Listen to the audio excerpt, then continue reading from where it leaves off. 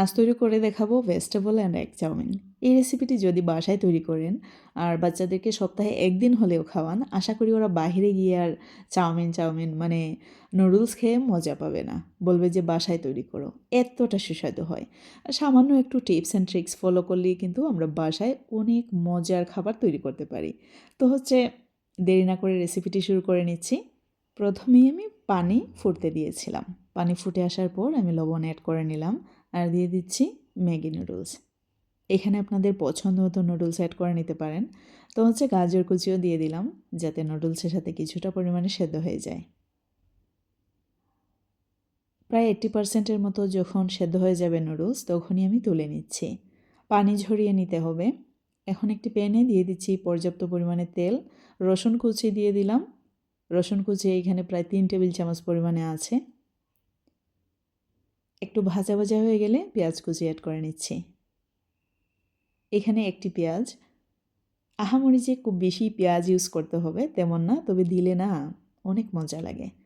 কাঁচামরিচ কুচি দিয়ে দিলাম। এখানে ঝাল অবশ্যই আপনাদের পছন্দ মতো, তবে এই রেসিপিতে যতই ঝাল ইউজ করেন না কেন বাচ্চারা কিন্তু খাবে, 100% গ্যারান্টি। আমি ক্যাবেজ দিয়ে দিচ্ছি, বাঁধাকপি, আর দিয়ে দিচ্ছি ক্যাপসিকাম।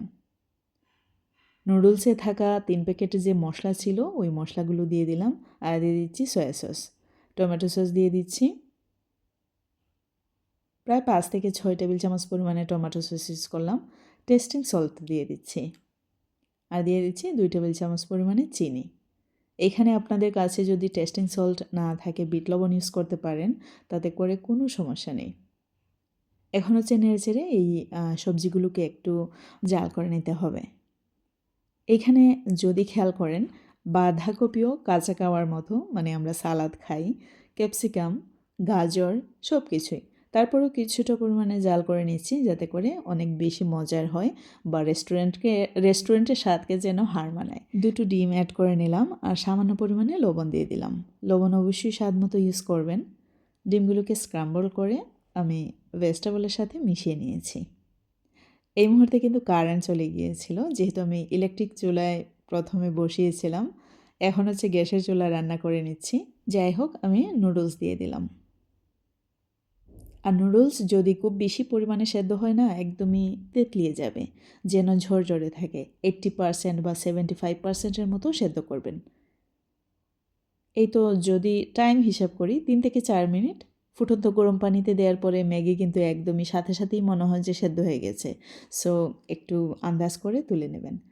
তো একটু ভাজা ভাজা হয়ে গেলে আমি কিন্তু এর মধ্যে ধনেপাতা কুচি অ্যাড করে নিচ্ছি। কি বলবো, একদম পাগল অবস্থা। বাচ্চারা তো একদম বুঝেই না।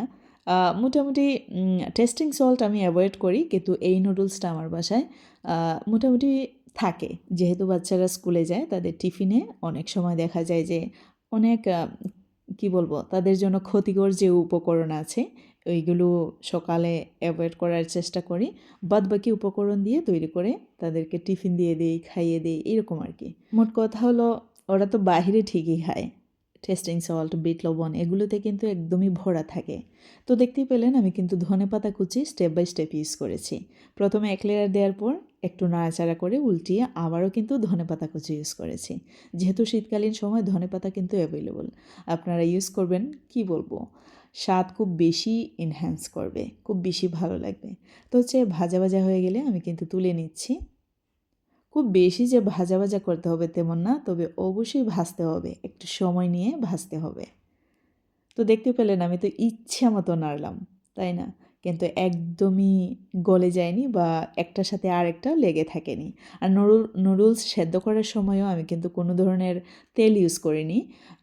পানি দিয়ে যখন আপনারা এই যে সবজির উপরে নুডলসটা দিবেন, ঠিক তখন একটু হাত দিয়ে নেড়েচেড়ে পানি দিয়ে ধুয়ে তারপরে দিবেন, ঝরঝরে থাকবে।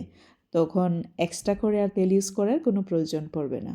এই রেসিপি যখন করেছিলাম একদম ফ্লেভারই আমার বাচ্চারা কিন্তু আমার সাথে সাথে, যদি অরিজিনাল ভয়েস দিতাম তাইলে কিন্তু চিল্লাচিল্লি একটু শুনতে পেতেন। আমি না বাহিরে নুডলস খেয়ে একদমই, মানে চিকেন চাউমিন বলেন, এগ চাউমিন, ভেজিটেবল চাউমিন, এগুলো খেয়ে একদমই শান্তি পাই না।